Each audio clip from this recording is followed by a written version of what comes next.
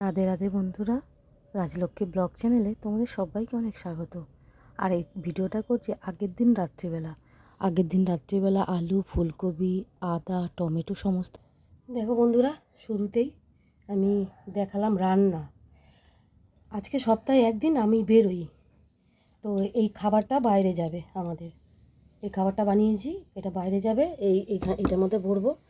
এটার মধ্যে আমাদের ভাত আছে, ঘরের ভাত এটা। আর এখানে একটু মাছের তরকারি আছে, এটা এখন আমি হাত দেবো না, আমি পরে তোমাদের দেখাবো। এটার মধ্যে মাছের তরকারি, এটা ভাত, আর এখানে হচ্ছে এই তরকারি। আর এখন আমি যাব, বিছানাপত্র সবই রয়েছে। আর এখন আমি পুজো দেব।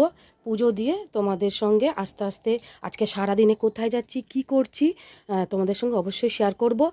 রাজলক্ষ্মী ব্লগ চ্যানেলে অবশ্যই তোমরা ফলো করো, সাবস্ক্রাইব করে পাশে থেকো। এই রাজলক্ষ্মী ব্লগ চ্যানেলটাকে প্লিজ একটু সাপোর্ট করো। তোমাদের রিকোয়েস্ট বলো, অনুরোধ বলো, বা তোমাদের থেকে একটু ভালোবাসা চাইছি। রাজলক্ষ্মী ব্লগটাকে একটু সাপোর্ট করো।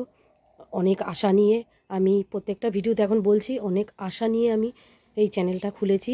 বিগত 3 বছর ধরে আমি কাজ করছি, সেখান থেকে আমি কিছু এখন অবধি করে উঠতে পারিনি। প্লিজ তোমরা আমার সঙ্গে থেকো। আর ভগবান অবশ্যই আমার সঙ্গে আছে, আমার মাথার উপরে আছে। তো দেখতে থাকো। আর আমি এখন পুজো দেব, বিছানা তুলবো, রেডি হব, সমস্ত কিছু তোমাদের পরে বলছি, পরে আসছি। দেখতে থাকো, সঙ্গে থাকো। এখানে আগের দিনের অল্প একটু খিচুড়ি আছে, সেটা গরম করে রেখেছি। আলু ফুলকপির তরকারি অল্প। আর এখানে হচ্ছে মাছ।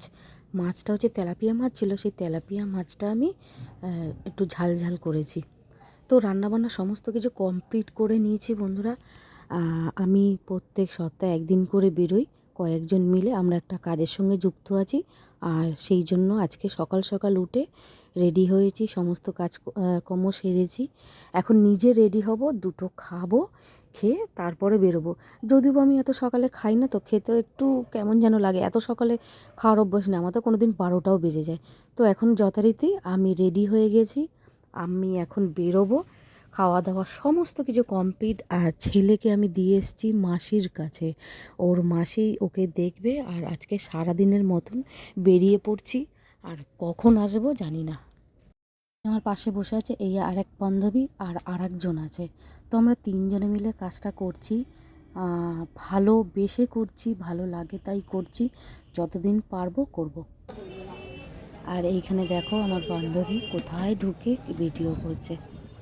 তো দেখো আমরা 3জনে বসে আছি এখানে, হাঁপিয়ে গেছি, অনেকটা ঘোরাঘুরি হয়েছে। যে কাজের জন্য বেরিয়েছি, ওই কাজটা করতে গিয়ে অনেকটা ভারী জিনিস আছে সঙ্গে। তো এখন একটু বিশ্রাম করছি এখানে। এখন 12:30 মতো বাজে, বিশ্রাম করছি। আবার একটু পরে বেরোবো। অনেকটা কাজ হয়ে গেছে, হাফ মতন হয়ে গেছে, আর হাফ বাকি আছে। না আমি ছাড়বো না, তুই তো ছাড়িস বেশি। আমার তো প্রচুর আছে, তোর তো নেই, তুই তো ছাড়তে পারিস।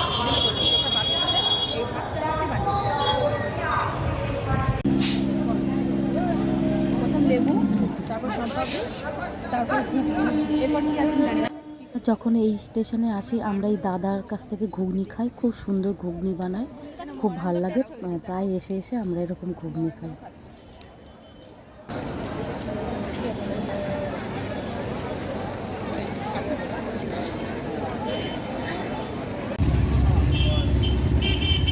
হ্যালো, ঠিক আছে, রুটিটা দিই, তোকে বলি।